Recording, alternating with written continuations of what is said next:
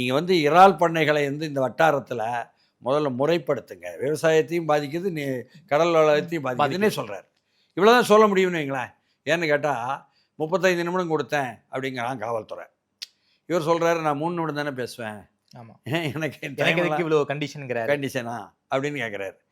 நீங்கள் நாகப்பட்டினம் மாவட்டமும் சரி, திருவாரூர் மாவட்டம் சரி, விவசாய தொழிலாளர்கள் அதிகம். ஆமாம், அதுவும் குறிப்பாக சொல்ல போனால் பட்டியலின மக்கள் மத்தியில் இருக்கக்கூடிய என்ன தேவேந்திர குலமும் சரி, ஆதிதிராவிடரும் சரி, அவர்கள் வந்து அதிகமாக இருக்கக்கூடிய இடங்கள்.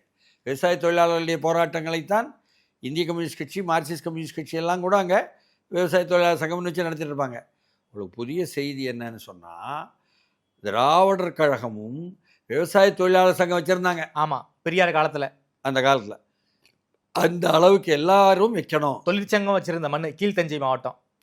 அதாவது கீழே மக்கள்கிட்ட போகணும்னு சொன்னால் அவர்களுக்கு தகுந்தாற்போல் அந்த, அதாவது நீங்கள் சாதிய ரீதியாக பார்ப்பனியம் என்ன பண்ணுது, பார்ப்பனர் என்ன, அதுக்கு அடுத்து வந்து வைசியர், அதற்கு பிறகு சத்திரியர் என்ன, அதற்கு பிறகு வந்து சூத்திரர், அதற்கு பிறகு இந்த சாதி கட்டுமானத்திலே வரமாட்டீங்க நீங்கள், அவர்நாசுன்னு சொல்லுது பஞ்சமர்.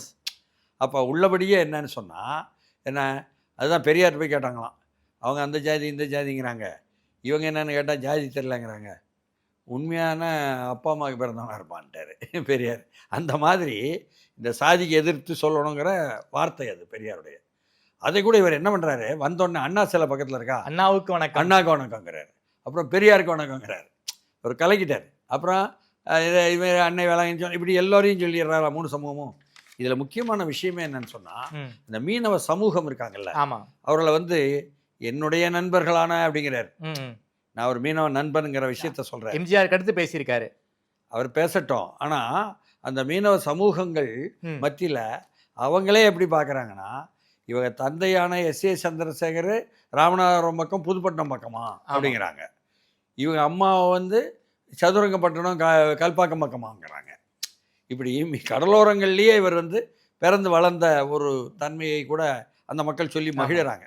அதனால தான் மாவட்ட செயலாளர் மட்டும் நம்பியார் குப்பத்துலேருந்து மட்டும் இல்லை, அக்கரைப்பேட்டையிலேருந்து அதுக்கப்புறம் துணை செயலர் வர்றார். ஓகே, அக்கரைப்பேட்டை வந்து ரொம்ப முக்கியமான மீனவர் சமூகத்தினுடைய நாகப்பட்டினம் டவுனை ஒட்டி இருக்கக்கூடிய பெரிய ஊர். ஓகே, அப்போ அந்த அளவுக்குன்னா அவர்களுடைய வாக்குகள் எல்லாம் இவரை நோக்கி வரும்னு சொன்னால், அதெல்லாம் இதுவரை யாருக்கு போயிட்டு இருந்துச்சு?